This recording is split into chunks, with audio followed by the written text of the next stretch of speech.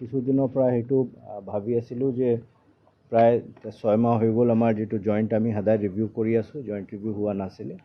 চ' এই joint review হিচাপে আজি ফৰেষ্ট আৰু আমাৰ আৰক্ষীৰ বিষয়াসকলৰ লগত আমি আলোচনা কৰিলোঁ। 2023 মোৰ অৰলেছ আমাৰ কাৰণে ভালেই আছিলে। মাৰ্চত এটা প'চিঙৰ খবৰ আহিছিলে, তাৰপিছত তেনেকুৱা কোনো অঘটন ঘটা নাই। 2022 আপুনি চবেই জানে যে 0 প'চিং আছিলে।